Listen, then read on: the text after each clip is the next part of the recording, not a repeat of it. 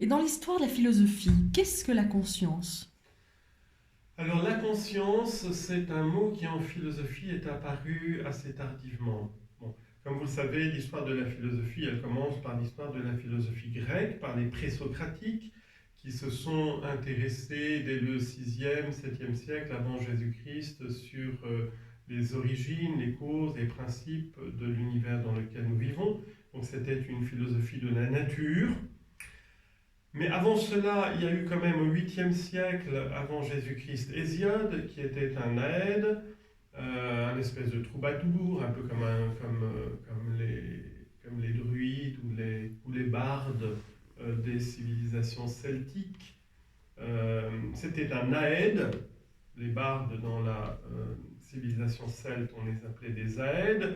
C'est-à-dire que dans ce contexte de civilisation orale, c'était des personnages qui étaient doués d'une mémoire phénoménale pour mémoriser les généalogies, les origines, les mythes fondateurs de la culture et de la civilisation dans laquelle vous vivez. Alors ce serait très intéressant de voir qu'est-ce qu'il peut y avoir de correspondant à l'émergence de la notion de conscience chez Hésiode. Comme ce serait extrêmement intéressant d'étudier ça chez les tragiques grecs. La conscience grecque est une conscience extrêmement religieuse, comme toutes les civilisations traditionnelles. Et donc la conscience morale dans toutes ces civilisations traditionnelles, la conscience morale, eh bien, c'est la loi qui est donnée par vos pères, les lois de la cité, qui ont un garant divin, qui ont une fondation divine à l'origine.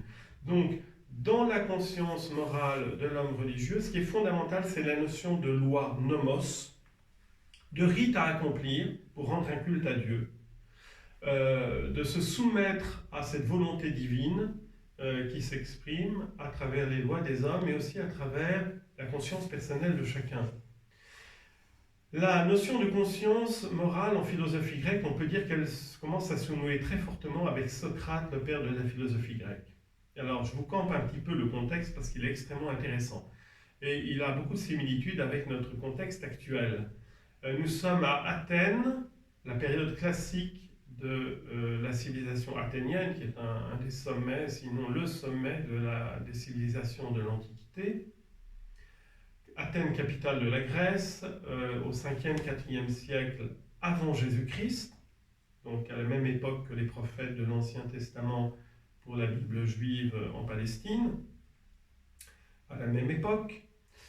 À Athènes, qui est une cité commerçante extrêmement riche, extrêmement puissante, qui a toutes sortes de colonies, surtout le pourtour méditerranéen, donc qui contrôle toutes les voies commerciales entre l'Europe, l'Asie et l'Afrique via la Méditerranée, du moins surtout la Méditerranée orientale, puisque ce sont les Phéniciens qui dominent pour la Méditerranée occidentale.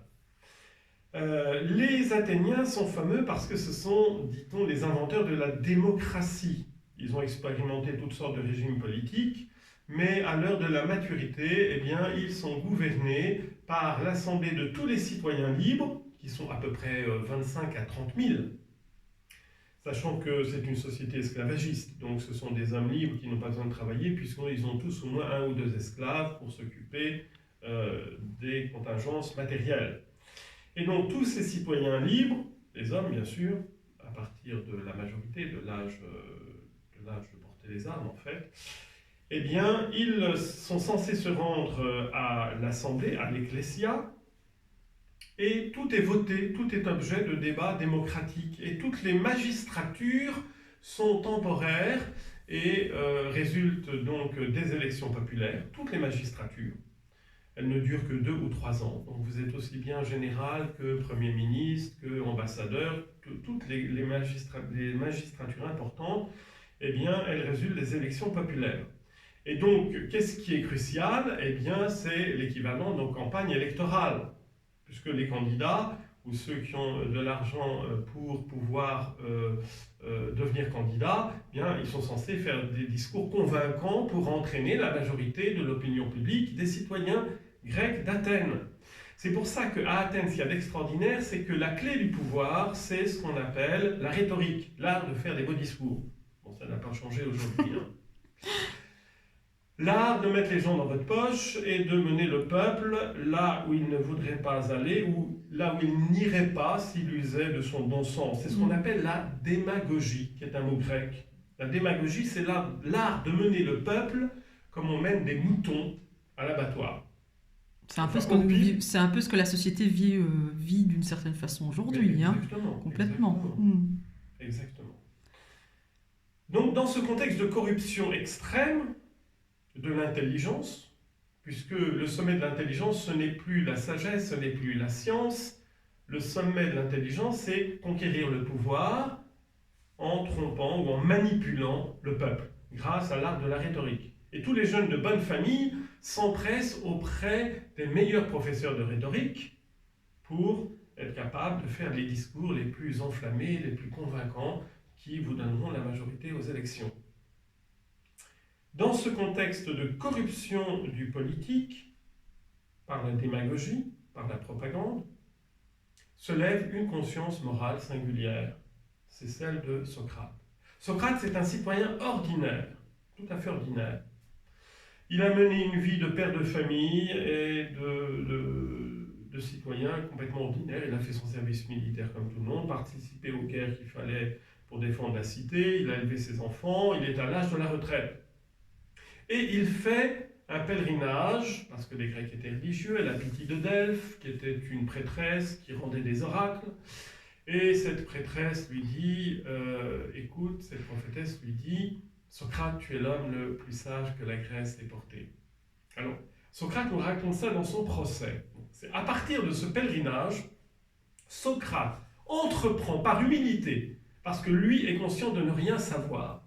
D'accord ? La clé dans le cheminement de la sagesse, c'est l'humilité. C'est d'abord prendre conscience qu'on ne sait rien par soi-même. Et c'est le point de départ de la sagesse philosophique avec Socrate. Je sais, moi, que je ne sais rien. Je ne prétends pas savoir comme les autres. Et donc, comme Socrate est un homme humble et droit, un peu naïf peut-être aussi, toujours est-il qu'il se dit, non, c'est pas possible que je sois l'homme le plus sage que la Grèce ait porté, la Pythie doit se tromper. C'est ce qu'il racontera à la fin de sa vie lors de son procès. C'est un peu ironique, hein. Mais toujours est-il que Socrate, qui est à la retraite, il n'a plus rien à faire, eh bien, il passe son temps.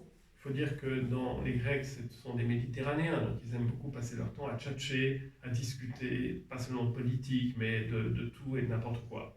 Et surtout de sagesse, de philosophie, etc. Donc Socrate entreprend de chercher quelqu'un qui soit plus sage que lui dans la cité d'Athènes. Et il va faire tous les corps de métier. Il va voir les juges et les avocats. Vous êtes censés être les plus sages dans votre domaine, mais qu'est-ce que c'est que la justice ? Et il va voir les hommes politiques. Vous êtes censés gouverner la cité, mais qu'est-ce que c'est que le bien pour la cité, pour les citoyens ? Expliquez-moi. Donc il entre en discussion avec tous ceux qui ont des positions de pouvoir, qui pensent savoir, et il les met en face de leurs contradictions. Il déconstruit leurs certitudes et il leur montre que, en fait, ils ne sont même pas au clair sur les notions fondamentales qui sont censées ordonner et guider leur savoir et leurs compétences. Donc il se fait des ennemis partout. D'accord ? Il apparaît comme l'empêcheur de tourner en rond, il apparaît comme le perturbateur, le provocateur, à tel point que, alors ceci étant, il attire à lui toute la bonne jeunesse d'Athènes. C'est la première fois qu'on voit quelqu'un de très intelligent, en fait il est très intelligent. Il recherche la sagesse gratuitement. En fait, ses cours sont gratuits. Parce que les professeurs de sophistique, eux, se faisaient payer très très cher. Et là, on trouve quelqu'un qui enseigne une vraie sagesse, qui est complètement désintéressé. La seule chose qui l'intéresse, c'est la vérité. Le reste, il s'en fiche. Il est détaché de tout. D'accord ? Et ce qui impressionne aussi la jeunesse d'Athènes, c'est que c'est un homme extrêmement vertueux. Extrêmement vertueux. Il a une maîtrise de soi extraordinaire au niveau des passions, surtout au niveau de la chasteté. Et donc les jeunes aiment ça, ils aiment quelque chose d'authentique, un maître désintéressé. Il est plus intelligent que tous les autres, puisqu'il arrive à mettre tous les autres dans leurs contradictions. Et Et alors, Socrate, c'est la conscience morale de son temps, parce que Socrate va expliquer à ses contradicteurs qu'en fait, il se laisse guider par la voix intérieure. Il se laisse guider par la voix intérieure de sa conscience. Il n'y a pas encore le mot, mais parce que Socrate va parler de ce que les Grecs appelaient un daimon. Donc les Grecs étaient très religieux et très superstitieux. Donc ils pensaient qu'il y avait toutes sortes d'esprits et de génies un peu partout. Et ils croyaient aussi qu'on avait un daimon, c'est-à-dire, je dirais, un ange gardien. Donc, si on transpose pour un musulman ou un chrétien, on dira que le daimon, pour les Grecs, c'est leur ange gardien. Donc son ange gardien, qui parle au fond de son cœur et de sa conscience, Socrate a décidé de le suivre pour chercher la vérité divine qui est éternelle. Il a cette conviction, parce qu'il acquiert par la méditation et par sa philosophie la conviction que la vie réelle, ce n'est pas la vie ici-bas. La vie réelle, c'est la vie du ciel empyrée, c'est la vie éternelle, la vie céleste. Une vie qui est dénuée de toute souffrance, de tout problème, et qui est une vie contemplative de la vérité, de la bonté, de la sagesse divine, qui est éternelle. Voilà. Merci.